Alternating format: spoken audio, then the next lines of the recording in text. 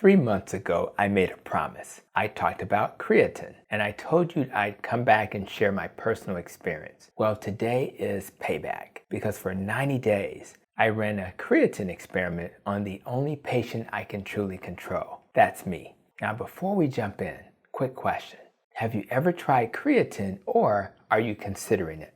All right, let's set the stage. I work out 2 to 3 times per week, twice a week with my trainer, Carly. And while Carly was away on maternity leave, I trained with Sarah. So first of all, shout out to both of them. Because if you've ever tried to lift heavy without a good coach, you know exactly how that ends. Your ego writes a check, and your rotator cuff cashes it in.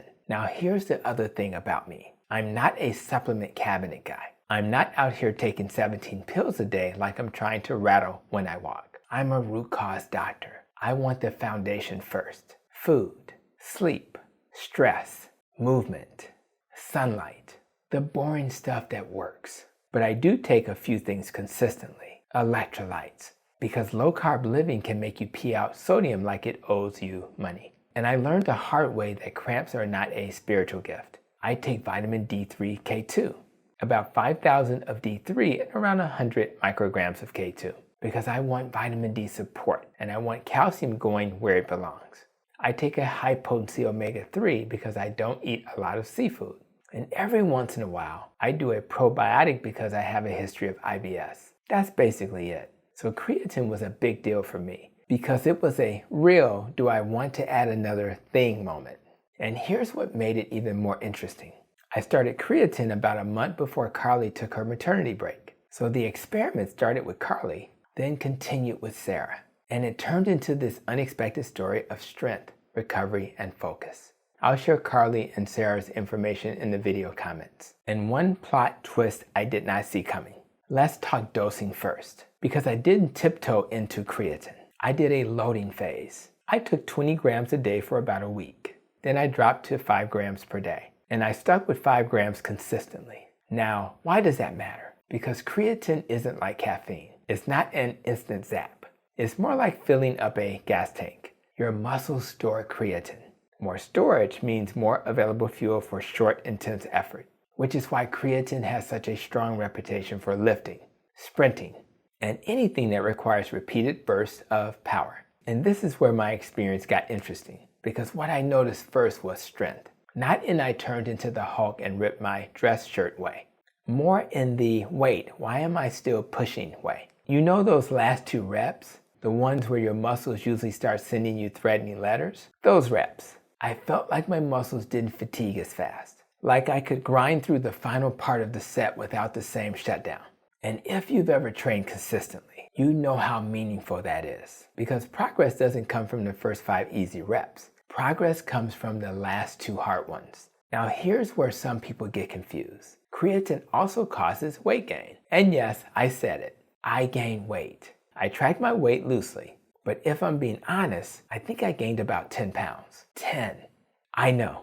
If you're watching this trying to lose weight, you just clutched your pearls. But hang with me, because weight gain is not always fat gain. Creatine pulls water into the muscle cell, intracellular water, inside the muscle. So your muscles can look fuller, more pumped, more there. And when you combine that with training, your muscles can actually grow. So you end up heavier while still improving body composition.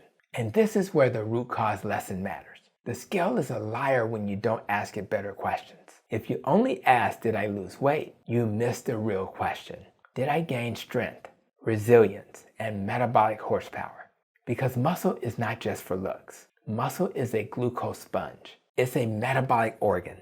It's one of the best medications for insulin resistance that comes with 0 copay. So yes, I gained weight, but I also gained something else, performance. Now the next thing I noticed surprised me even more, recovery. I felt like I could train and wake up the next day thinking, oh, we're good. Not destroyed, not walking down the stairs like a newborn giraffe, just solid. And that matters because consistency is the secret. People don't fail because they aren't motivated. They fail because their recovery can't keep up with their intentions. So if something supports recovery and it helps you stay consistent, that's not fluff. That's a strategy. Now, around week 3 to 4, something else happened. My focus improved. My ability to lock in, my concentration felt cleaner. Now, I'm not saying I became a supercomputer.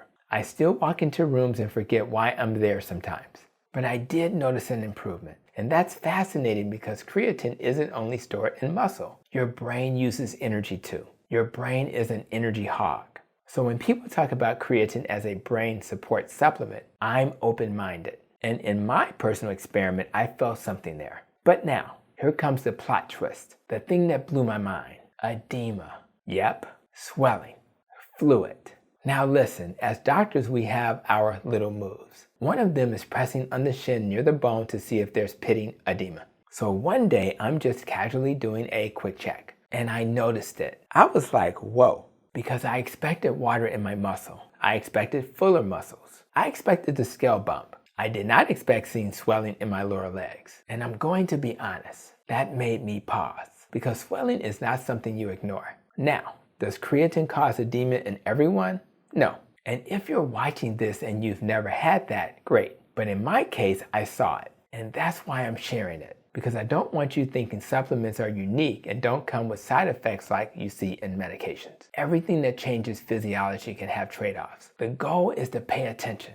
And the bigger point is this. Creatine can shift water around. So mild fullness or minor swelling isn't automatically a red flag. The red flags are swelling that's progressive, painful, or one-legged, or paired with breathing issues, chest pain, or a rapid weight change. If those show up, pause and get checked. Smart people don't ignore warning lights. And speaking of trade-offs, let's talk about the other thing I was watching like a hawk. GI symptoms. I have a history of irritable bowel, so I was concerned creatine would mess with my gut because a lot of people report stomach upset, bloating, diarrhea, especially with loading dosages. So what did I do? I tried to take it with something, not on a completely empty stomach, and for the most part I did fine. No major GI problems, no cramps, no dehydration issues that I noticed. I also stayed mindful about hydration. And yes, I'm aware of the creatinine conversation. Creatine can convert to creatinine. So if someone checks labs while on creatine, creatinine might rise. And people start panicking like the kidneys just filed for bankruptcy. That's where context matters. If you have kidney disease, you need to talk to your clinician, period. But in healthy people, a creatinine bump doesn't automatically equal kidney damage. It can be a measurement issue.